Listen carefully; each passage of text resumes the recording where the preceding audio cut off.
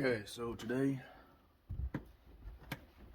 we are going to be marking where this goes onto here. Then we're going to take the X-brace out, install this because everything is screwed in from the back of this board. So I'm going to try and take this out too. We'll see if I can get that out. Everything is screwed into the back of the board on the X-brace. So I got to take the X-brace out. Once I mark where this goes onto here, take the X-brace out, put this onto that, put the X-brace back in, and I'm actually going to run on the back of these. I'm going to run 4 screws, 2 on each outrigger, and I'm going to run them all the way through. So I got points. Put the X-brace back in, take my amp wall, press it up on there, so I know where the screw points are going to be. Then take everything out, drill the holes, take the screws out of here, drill the holes in the amp wall, put everything back in. It's going to be fun.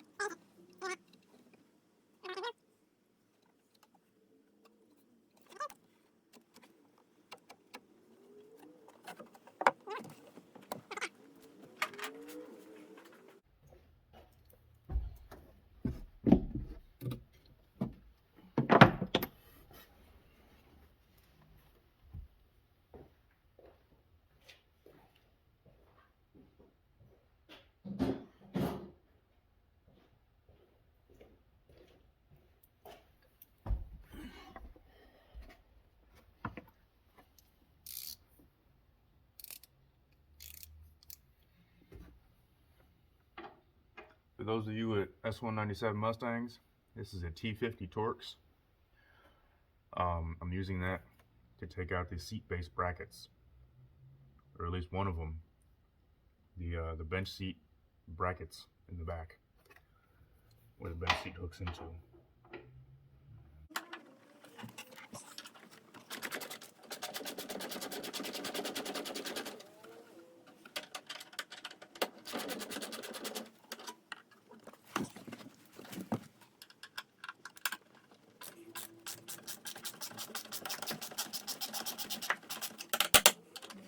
There's actually a retention clip between, this one's obviously come off because I'm able to pull it out.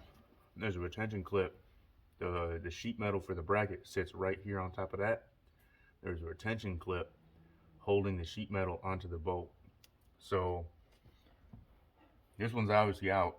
There's no retention clip, but I'm gonna have to, on this side, I'm gonna have to take both bolts out, pull that whole bracket off in order to get this side off.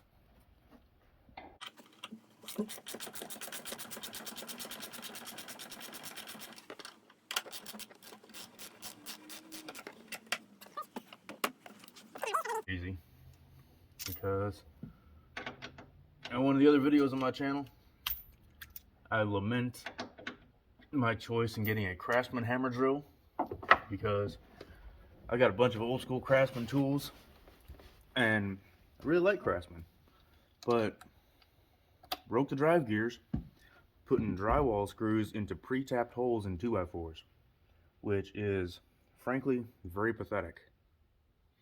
Wasn't even that much torque, and I broke the drive gears. Now it doesn't do anything but grind, and occasionally the pieces will align just right and it'll catch, and then it'll fall out and they'll grind again. So I've got my Milwaukee M18. I think this is a fuel. I don't know, I think it is. But my M18, love this thing.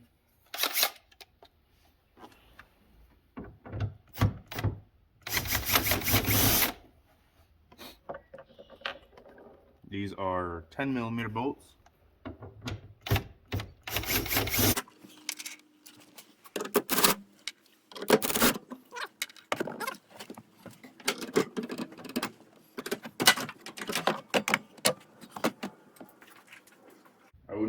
tables set up, but everybody still has their cars in the garage, so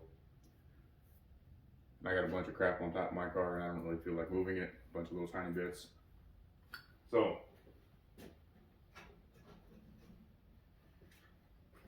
take the TV bracket. I'm using my amp wall as a table. I'm not putting a lot of stress on it, so I'm not worried about cracking it. Take the X bracket, X brace. See, I got it screwed in from the back.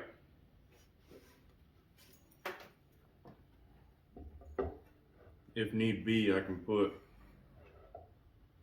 a board, a flat board.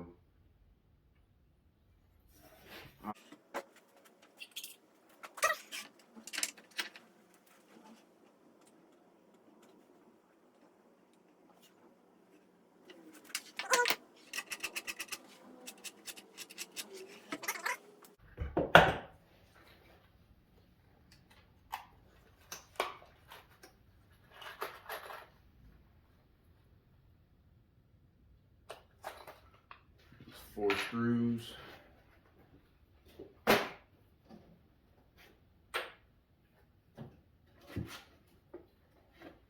Oh, I've got the side panels cut and stained. I gotta make little divots on the side of it because these will be sitting, they're not gonna be sitting straight in, they're gonna be sitting kind of at an angle. So I'll make a little divot so it sits in better and sits in closer. Then shoot 2 screws in each one to hold it in. So I'll put some polyurethane on these, because they're stained right now. I gotta poly them, get some finish on them so that they match the rest. Right now we're doing this though.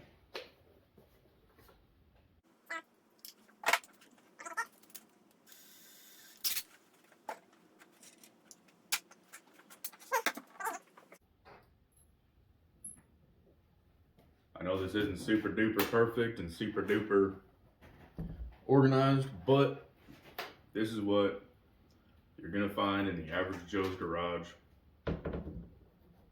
as they're doing an install. Because not just the professionals like to do installs. And everybody with the perfect shops and all that. A lot of people are doing it in their garage. It is what it is. This is real life.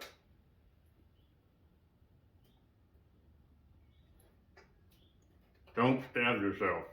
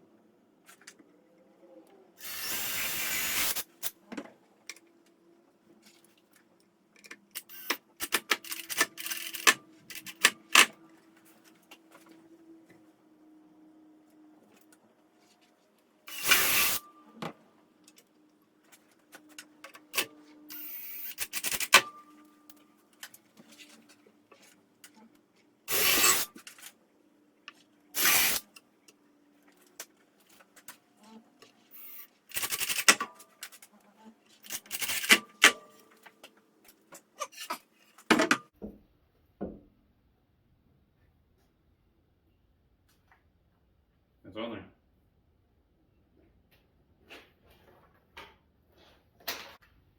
What I'm gonna do now is I'm gonna eyeball about an inch in.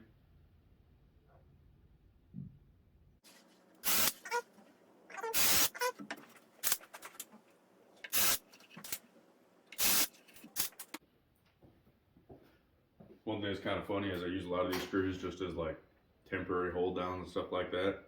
So I got regular ones and I got some that are got the heads covered in paint and stain and polyurethane and various other like lacquers and such. It's kind of amusing to me just because see all the stuff that I've done.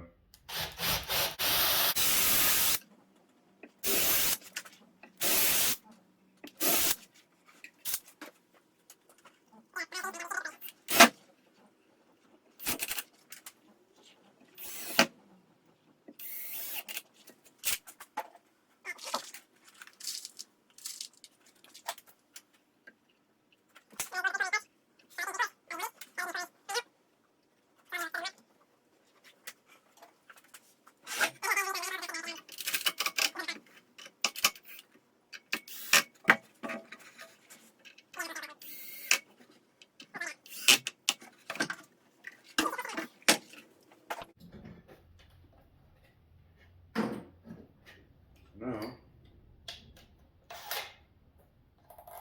put it back in.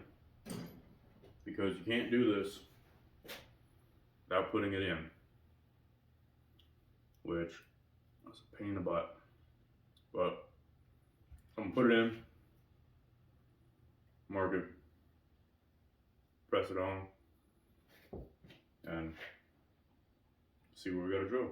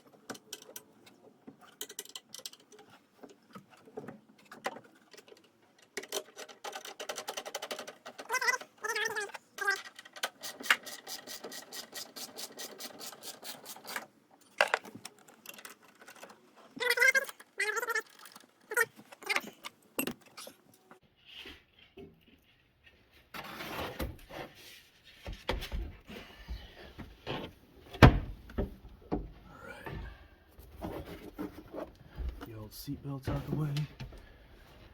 I'm debating on cutting these off because they are a pain in the butt to reach. You gotta take this trim off, which is basically all that, and it's a freaking pain in the butt. And even then, it's still almost impossible to get to that bolt.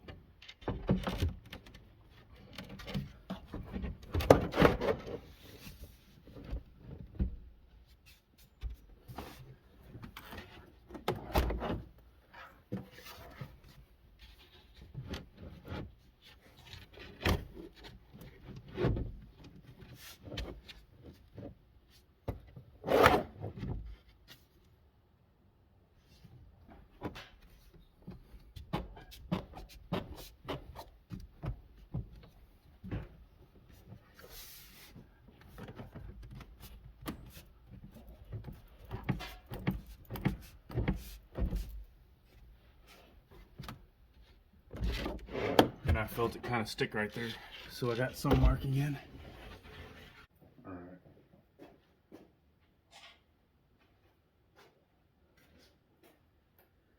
So looking at it, I'm looking for little dimples. There's one right there. There's one right there. I got one right there. And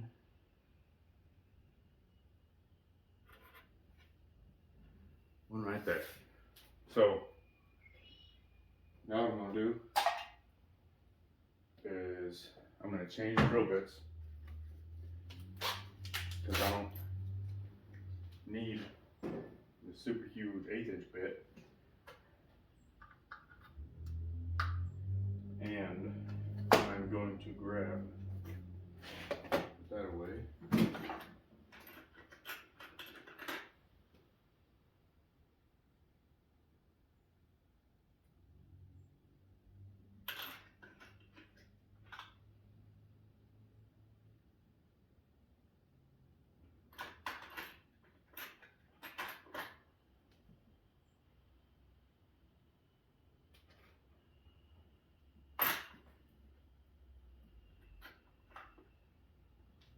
Just because I want to be on the safe side, because this is going to be load bearing. I've got my number 12. This is a countersink bit. Loosen this up.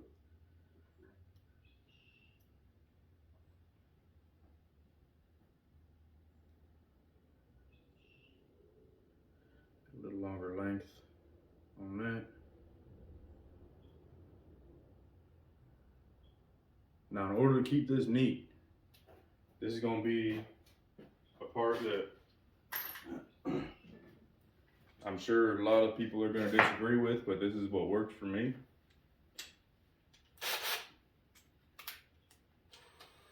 do a lot of things that people disagree with that are actually smart.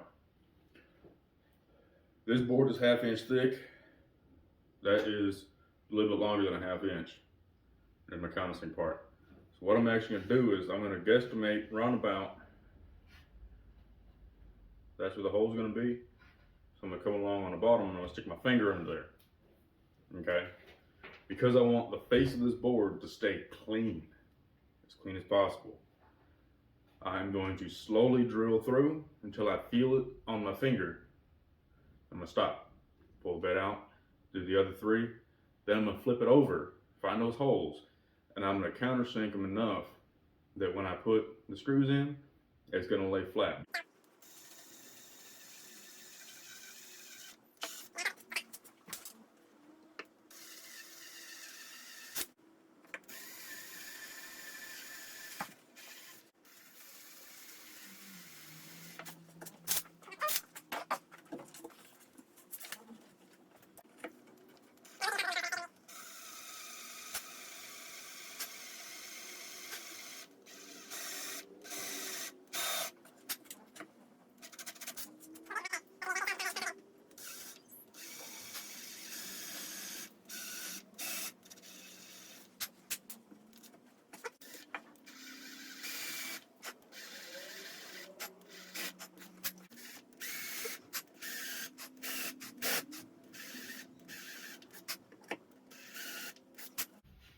There we go. There's those.